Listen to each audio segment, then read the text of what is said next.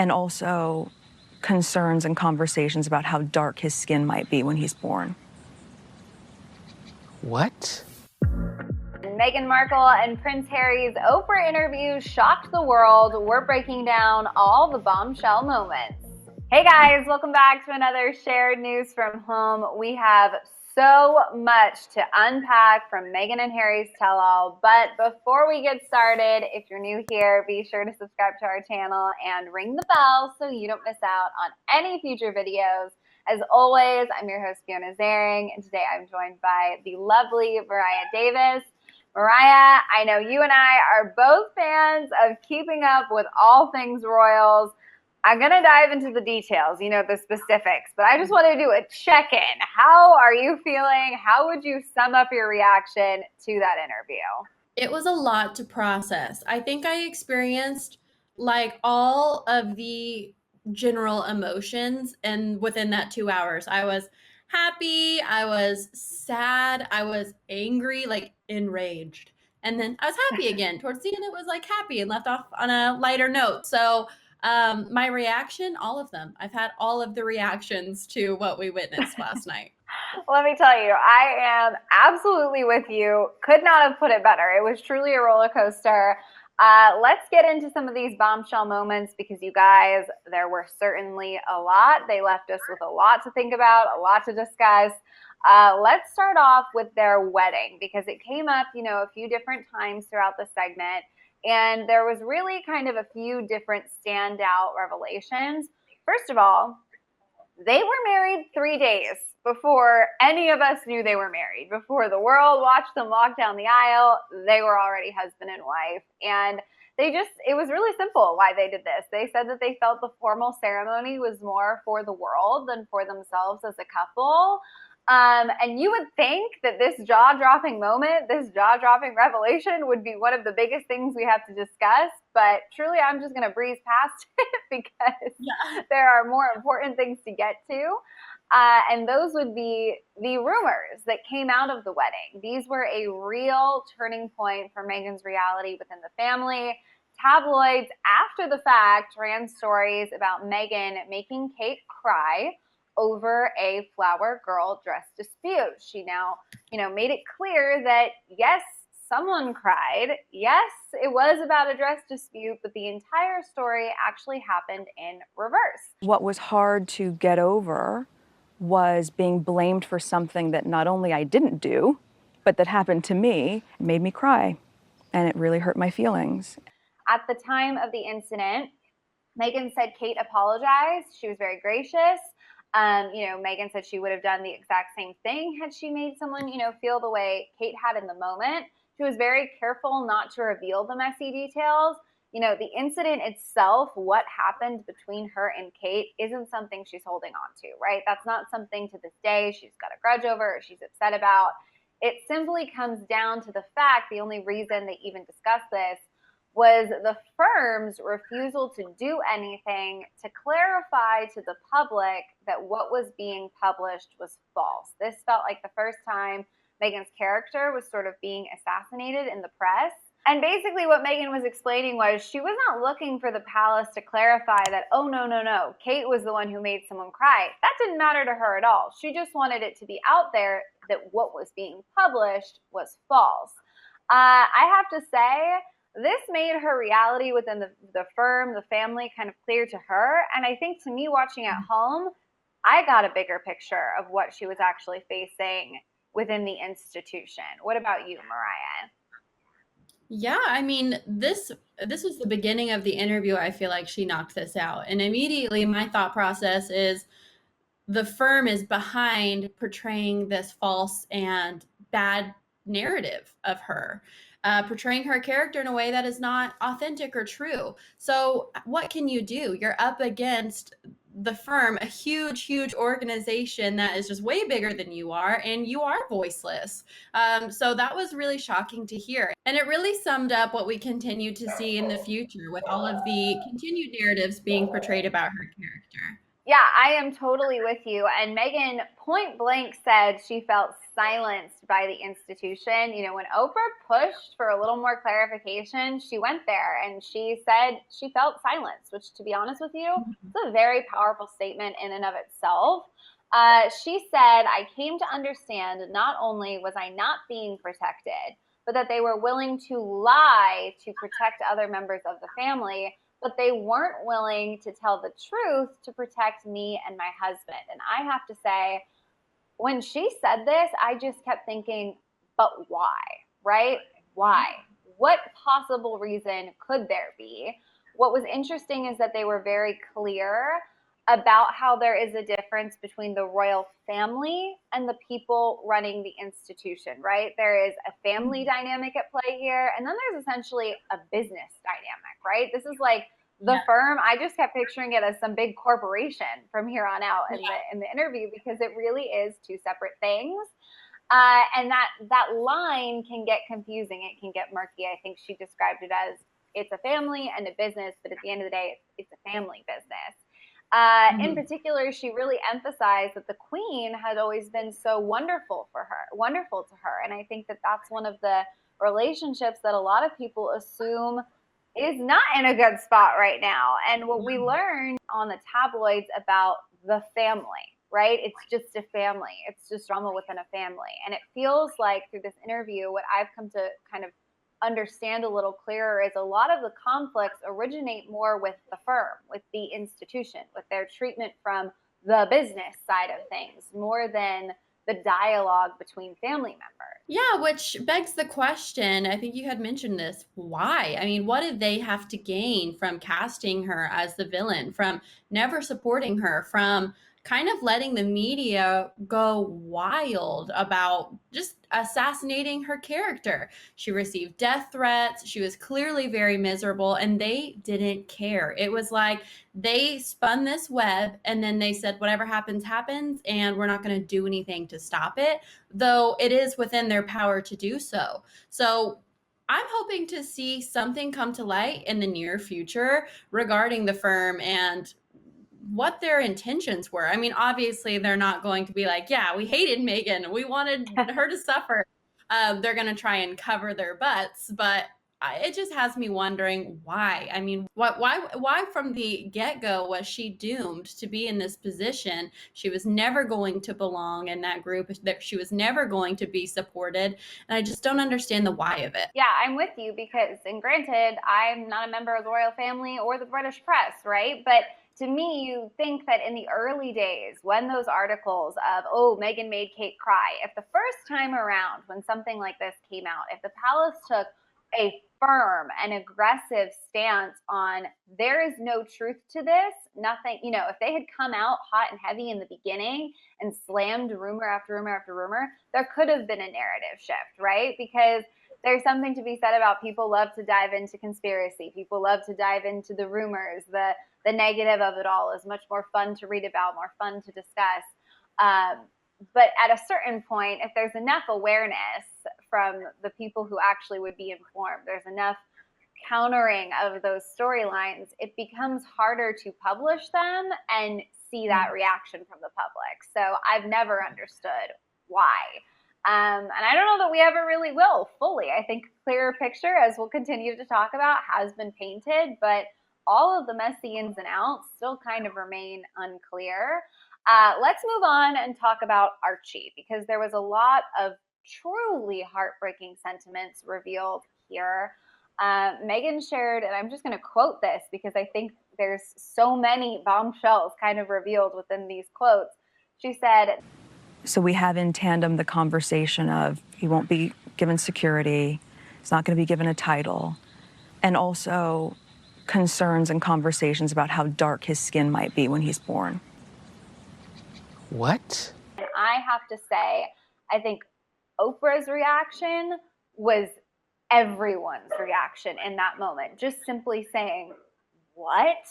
Because as dark as I think we all thought it could be, as ugly and as messy and as disappointing as I think we were all expecting it could be, I was not expecting this. When Harry joined Oprah and Meghan later in the conversation, he reiterated what she had to say, the conversations about our chief skin color did not happen with Meghan. They happened with Harry. They were very clear about that. But neither of them would disclose who led those discussions, which I do understand. I think these are people that are still family, and both of them made it clear that there were certain lines that they weren't willing to cross. I don't even really know what to say here. It was absolutely heartbreaking. It was disappointing. It was honestly confusing. I mean, for the life of me, I can't understand, as Meghan was saying, why you wouldn't view this as a positive. Because the conclusion that we all come to, the conclusion, that Oprah came to, it's not a good look. It's truly, truly a devastating reality. What did you make of all of this, Mariah? I think initially or overall, what it made me aware of, or I guess the conclusion I came to, is the royal family is still very much in the dark ages. I mean, we have progressed. We are in 2021. This isn't a conversation that needs to be had anymore, that should be had anymore. So it's just, I think the overall thing I thought was, wow, is the royal family still living in the dark ages right now? Not to mention, I mean, why that would have why that would be relevant to even bring up in conversation. This is the Prince of England's son. It shouldn't matter. I mean, so at the time they didn't know son or daughter, but it shouldn't matter at all. So it was truly, that was one of the most shocking things that I think came to light. I understand why they wouldn't kind of go into more detail. And of course, saying who was the one behind it, who said that or brought it up, that was probably a good move, because this is the royal family we're talking about. You can't just go out and air out everyone's dirty laundry. Who knows what could have happened following that? So I get them wanting to keep that to themselves. But I am really glad that they did share that testimony, because the world needs to know that there are members within the royal family, very powerful individuals, who are still seeing things in a just dark age kind of light. So that was truly probably the most shocking bit of information that I took away from the interview. Yeah, I absolutely agree with you, Mariah. And I think that that's kind of the only conclusion that you can draw from this, because there really isn't any other explanation. And if I remember correctly, Harry made it clear that this conversation didn't come from his grandparents, right? This isn't something that the Queen sat down and discussed with him. But we know it was someone in the family, and we know the implications here are really heavy, really disappointing. I know we discussed this before we started filming, but what I come back to is, Meghan and Harry were going to sit down and do a tell-all interview. As someone who supported them and been a fan of theirs for a long time now, I thought that this was going to be really a discussion about the media and the rumors and the lies and all of that. And as someone who, doesn't need to be sold on them, right? I'm not a Meghan hater. I'm not, disappointed in Harry. I thought that was enough to understand why they might want to take a step back from these roles, take a break, get some distance from all the pressure. Now hearing that their son, wasn't going to be offered security, that conversations like this were going on behind the scenes, on top of all of the public hatred, drama, lies, pressure that we already were aware of, it just becomes so crystal clear to me why two people in that scenario would take the steps they're taking. Of course, that's right. My opinion, but I just keep going back to that, right? I mean, it's not just a matter of unbelievable media scrutiny.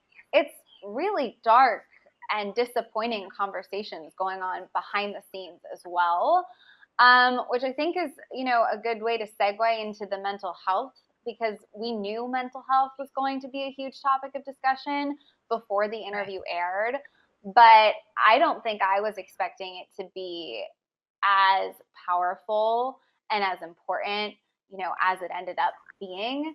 Oprah and Meghan discussed the moment when a reporter, for the first time, asked if Meghan was okay when they were on one of their royal tours. I know that moment rocked the world. We've discussed it before. It was very powerful. And this is the first time that Meghan has actually had a chance, a platform to open up about the extent of her struggling behind the scenes. She shared that the media attacks and the lack of support she received from the palace heavily affected her mental well-being.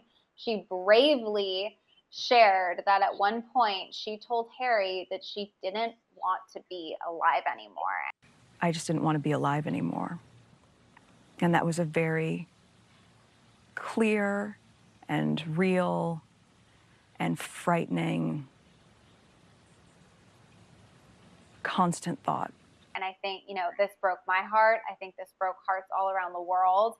And I have to say, at least for me personally, what made this even more gut-wrenching to process was hearing the steps she tried to take and to get help, and being told no. And not only being told no, but being told no because it wouldn't be good for the institution and for the family's image. I think a lot of people watching, could not even begin to fathom this. And it felt like a real wake-up call, at least in my opinion, to the extent of what was actually going on. What about you? Yeah, I mean, that kind of speaks for it on the firm itself. To me, that's them trying to cover up for the circumstances in which they've placed her in. There couldn't possibly be something wrong with her because she lives a beautiful and gorgeous, glamorous lifestyle. So it is really special to see someone like her. Yes, we were all under the impression, or maybe I won't say we were all under the impression, but I think a lot of people were under the impression that her life was all glitz and glamour and she was living a Cinderella fairy tale come true. And that was not the case at all. She had mentioned there were times where she wasn't allowed to leave or go outside for months at a time. She wasn't allowed to see any of her loved ones. And she did touch on how she just felt lonely. I mean, granted, she did kind of go back and state when she was with Harry, she didn't feel lonely. But as someone who is familiar with symptoms of depression, I think a lot of us are, it's very easy to feel lonely even when you're surrounded by people, and even when you're surrounded by people that love you and that you love. It's a lot of heavy stuff that was placed on her shoulders, and she was not given an outlet to process or to manage it. And thank God that she was seeking some type of help and that she married a good man who took care of her after she kind of opened up about that. So for someone in her position to be so transparent about mental health, normalizing the conversation, my biggest takeaway is, wow, first of all, how brave, because you already take on so much heat from so many people in the world for no reason. And she's probably going to take on heat from that statement alone, which I would love to see anybody come from Meghan about her being transparent about her mental health, because that's a conversation I'd love to have with somebody. But I think that it's good for those who are struggling with their mental health, who are too ashamed to say anything about it. Wow, this happens to people who are living in palaces. They're married to a prince. Like, maybe this is totally normal, and maybe it's normal for me to tell somebody too. So overall, bravo, Meghan, for being so brave and courageous and completely transparent. Yeah, and I mean, you touched on this, but there were so many moments of bravery, I think, right? Just the ability to recognize what was happening and to advocate for herself, that takes so much strength to share that with your loved ones. She talked about how at the time, she was ashamed. And I think, as you mentioned, this is why greater conversations about mental health are so important, because that's such the amount of people who come forward and share their powerful mental health story, the word or the sentiment of being ashamed at some point is a universal experience, right? And so if we can start having people explain that these are normal steps, normal feelings, stick with it, be brave, keep advocating for yourself. It's so important. And to then be brave again and eloquently share this story so that it can potentially help other people with the entire world after everything she's been through. Just, I can't say how impressed I am with her and her strength. Yeah. And Mariah, you touched on this, but Harry's strength obviously is something that I think, goes without saying, really, really made an impact here on his family's well-being. He's talked about a lot how important this decision to move away from their life as they knew it was, to take care of himself, to take care of the people he loved.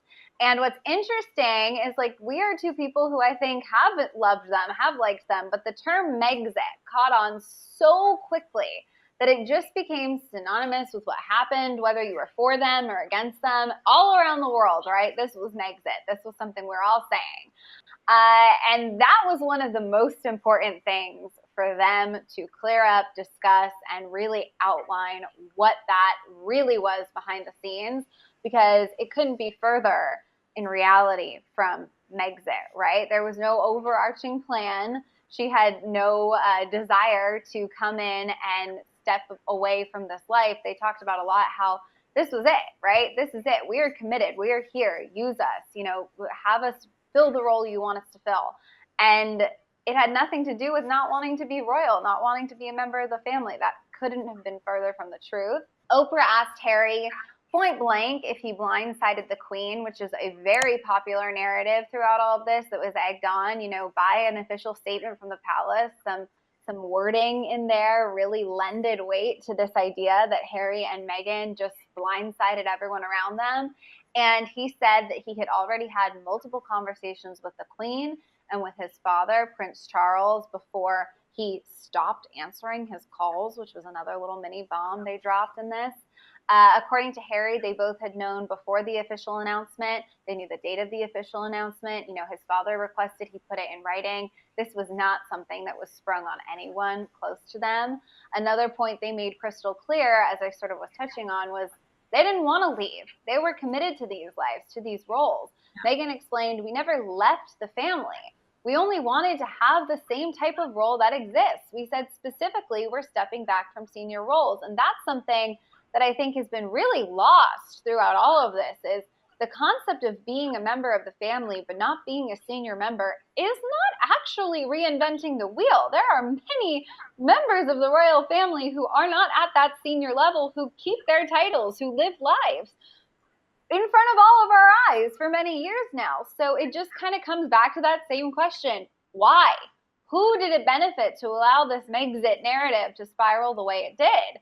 I was really shocked by this. I think this further proves that the firm, the institution, it's the only way that they can kind of cover their tracks, because it doesn't reflect poorly on them if the narrative they're casting is she swooped in, she manipulated the prince, she's pulling him away from his family, from his roles and responsibilities, and she is the villain. Because any other truth would be, well, we've given her a really hard time and there's no way anybody could endure this, so naturally they're going to go take care of their family to do what's best for their family.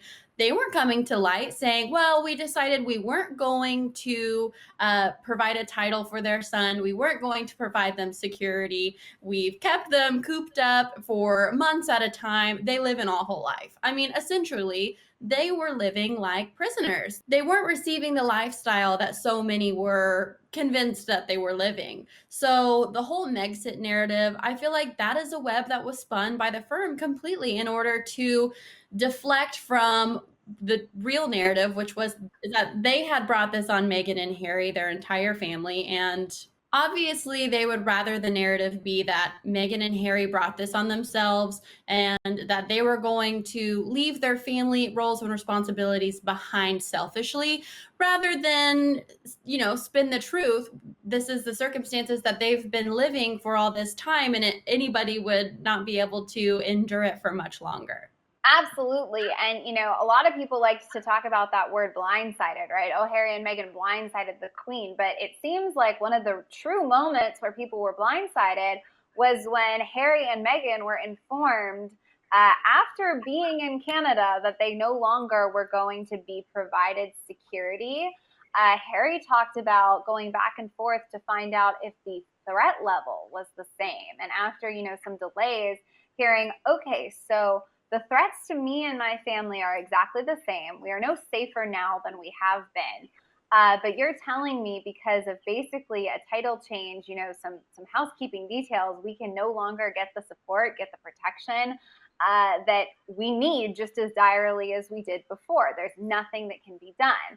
And granted, I think this was one of the things that a lot of people had opinions about. Well, okay, if you're not going to be in those roles, then you don't get that budget to have that security. There are a lot of, things that can be debated, conversations that could be had. But at the end of the day, regardless of your opinion on any of that, this was a moment of, according to Meghan and Harry, being blindsided. And being blindsided about something like you and your family's well-being is definitely a very difficult pill to swallow. Meghan revealed that she pleaded in letters to his family to just give Harry his team. Okay, me and my son are on my own, but if you could just protect Harry. He's still Prince Harry of England. And, clearly those letters did not make a difference. The decision to remove security was made public to the world. So Harry explained that what was the most difficult for him was that the public knew his exact location and that they also knew that they were no longer being protected. And interestingly enough, I think the unsung hero in this story is Tyler Perry, who came to their rescue and offered his homes, his security team to keep them safe. And, that's where they stayed for the next few months to figure out what their next steps forward were going to be. And I just can't get over the fact that, simply put, if you boil all of this down, they were put in a dangerous situation.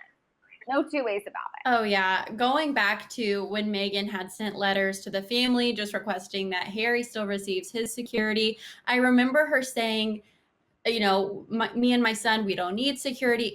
I remember thinking, it's not fine. Like, the fact that you would try to, or that you're trying to justify what they're doing, it's fine that they don't provide that security for us anymore, so long as they provide it to Harry. That's just so sad, because she has once again, she has had to accept a circumstance that is not fair, it is not fine, and is not tolerable. They put their family in a very dangerous situation. I think I had touched on earlier, they had spun this web, and then they thought, whatever happens, happens. We're done. We washed our hands of you. Whatever happens to you, happens to you. It's a scary thing, because the monarchy is something that is so beautiful, historical, and to see that they would cast out one of their own without any protection, disclosing their exact location, putting them in harm's way, and not caring about it, that's a really scary thought to me. And it was really sad for me to hear Meghan say, like, it's fine, that's fine, and accept that as okay, because it so totally was not okay. But thank you so much to Tyler Perry for swooping in. I think he saw, what's going down this is not tolerable at all. This is not okay.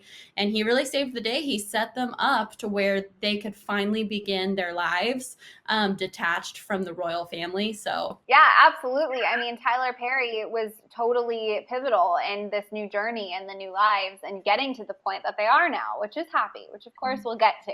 But let's go back to one of those big things people wanted answers about, and that is Harry's relationship with William. There have been ongoing feud rumors for quite some time now. And, I've always kind of felt like where there's this much smoke, there's probably a fire. I don't know what's true, what's not, but you don't see rumor after rumor after rumor, different levels of sources, different levels of publications reporting on, some sort of drama within a family without there being anything there. And so I think a lot of us, and definitely myself, we're hoping to get some sort of concrete information as to where, why, when, what's going on. The relationship is space at the moment. And, time heals all things, hopefully. And I have to say, Harry did not dive into this in too much detail. He did not give us a full picture of exactly when things started to turn, what over the years have been sticking points. But I think we have a better idea. We have a better picture, sort of piecing together what was said. I think there's, some clues as to what's been going on. He expressed hurt and disappointment that his family never publicly defended Meghan. He specifically called out a time when the women of Parliament came together, to sign a letter speaking out on her behalf. But nothing ever happened anywhere close to that from members of his own family. He reiterated something that he has said before, which is that he and William are on different paths. And he also sort of touched back to what he had mentioned about his relationship with Charles earlier, Charles not taking his calls, that he's committed to working through the issues he has with his father. I think one of the most telling things Harry said was, quote, "I was trapped, but I didn't know I was trapped within the system like the rest of my family. My father and my brother are trapped. They don't get to leave. And I have huge compassion for that." So I think that literally just the order in which Harry and William are born, right, created completely different lives for both of them. Similar, but not the same at all. The pressures they faced, similar, but not the same. I think it's great that Harry didn't get into a he said, she said here as much as maybe some of us were craving it, because it seems as though these are ongoing issues. And while we know it's not all smiles and rainbows behind the scenes, these are not things that the book has been shut. It seems as though healing these relationships, continuing to try to move forward, is going to be an ongoing process. So I understand why some of this was kept a little more private. Yeah, I think his testimony about all of this has made me really aware of the fact that it wasn't only him and Meghan that have been experiencing this life that has been forced upon them by the firm or the institution. You know, what family member, regardless of maybe if you've distanced yourself from each other, if you're not 100% on the same page, what family would be okay with their other family being in harm's way? You know, they're brothers. Surely William was also worried about their well-being when they were in Canada and they had no security. I'm sure there was family who wanted to help out, but maybe, you know, he said they were trapped as well, that they can't leave either. So maybe it was not up to them. They couldn't make those changes that could supply them security, safety, protection. So it was really telling to me that it wasn't just Harry and Meghan who received all of this kind of what to me is coming off as very harsh treatment of a family that we think would be just the most well taken care of family in the world. But it seems like their lives are not their own entirely. I mean, they are living by the book of what somebody else writes for them. Everything they do is already controlled and decided upon without them. So it's really sad to see, but also very, very telling. Maybe they don't have any say in their lives, just as Harry and Meghan didn't have any say in their lives. Absolutely. I mean, there's, I think, a lot to be said about these interviews don't come up. There's a reason that this was, right, a bombshell. There is a reason that everything that they had to say was pretty shocking, because we don't, just in the design of the royal family, we don't get this kind of access.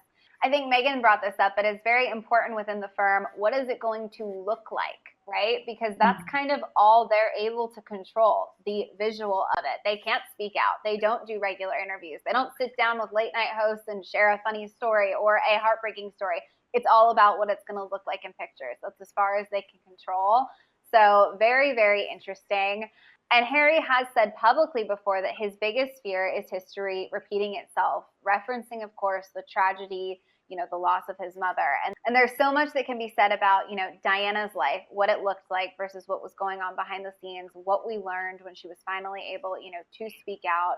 That to me, I understand that fear. I fully see why Harry would be sitting here terrified of the person, you know, he loves, his wife, being put on a similar trajectory as his mother. A lot of people online on Twitter have been drawing parallels from what Diana shared in her bombshell tell-all interview to what Meghan and Harry shared with Oprah. Oprah asked how his late mother would feel about his exit from royal life, and Harry said, quote, "I think she would feel very angry with how this has panned out and very sad, but ultimately all she'd ever want is for us to be happy. I think she saw it coming. I certainly felt her presence throughout this whole process." Of course, they shared that they were cut off from the family in early 2020, and Harry said without the money his mother left him, they would not have been able to get out. So a lot of people have put together, you know, connected the dots of if Diana hadn't put in place an inheritance, you know, Harry and Meghan would have no choice but to have been exactly where they were, exactly in the roles they were in, with no path out. It really feels like Diana, you know, saved them from falling into history repeating itself, which, you know, as someone who, we've talked about this before, really, really loves Diana and would go to bat for Diana, it just is kind of shocking. Yeah, honestly, I think Diana would be very, very proud of Harry and Meghan. She knows what it's like to be in that position. She wasn't able to get out. And she knows how harsh and how heavy that environment can be, very toxic and very mentally and emotionally exhausting. So I think she would be proud that her son decided to do what was best for his family, and they both would make a decision that would progress their family. They would be safer, they would be happier. And I think ultimately she would be really proud that they had the bravery and the strength to endure that transition. Yeah, I'm totally with you. Without a doubt in my mind, I think that, Diana stood for compassion. She shook things up, at her time in the royal family, she shook things up because she wanted to lead with compassion, lead with love, be more in touch with the people, be more down to earth. And I think that's something that Harry and Meghan clearly strive to represent and will continue going forward, which I think, let's wrap things up. Let's, bring this to some of the positive notes of the interview, right? They announced they're going to be having a baby girl. She's due in the summer, which is so exciting. You could see just them absolutely beaming when sharing that news.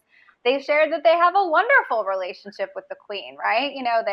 They call her, they do Zooms with the baby. Like, it feels like that relationship, which is clearly a very important one to Harry, is intact, which is, an interesting piece, because I don't think a lot of us were expecting to hear that. They are, I think it goes without saying, clearly happy in their new life. They don't regret their decision. They don't look back and think that they had another option, and that maybe this was all a big mess, right? They feel the steps they took got them to where they are, and they're so much happier for it.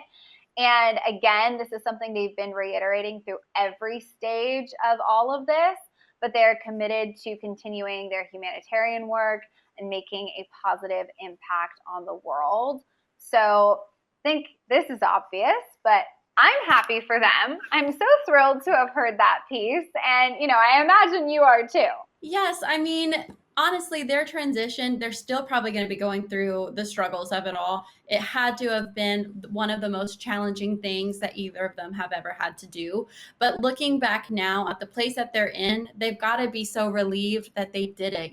Thank God we did it. It was hard, and it's probably going to still continue to be a little hard for a little bit longer, but ultimately so, so worth it to have a life of your own, a good life that you can provide for your family, where they're going to be safe. They're still going to have every opportunity in the world, and they're not going to be restricted or, cooped up in a palace, which I know some people think that sounds great, but under those circumstances, probably not ideal. So very, very happy for them. I think it's inspiring for people who, no matter their circumstances, if they felt trapped in their life, that they are strong enough to endure it, push through, and change the narrative for themselves. So thank you for setting the example. Absolutely. I couldn't agree with you more.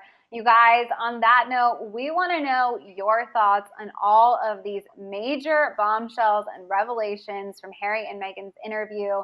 Let us know down in the comments. And if you haven't already, be sure to subscribe to our channel and ring the bell so you don't miss out on any future royal updates. Hopefully this will not be the last we hear from them. As always, I am your host, Fiona Zaring. I was joined by the wonderful Mariah Davis. If you want to come say hi, our social handles are on the screen right now. Thank you all so much for watching, and we'll see you next time. Bye.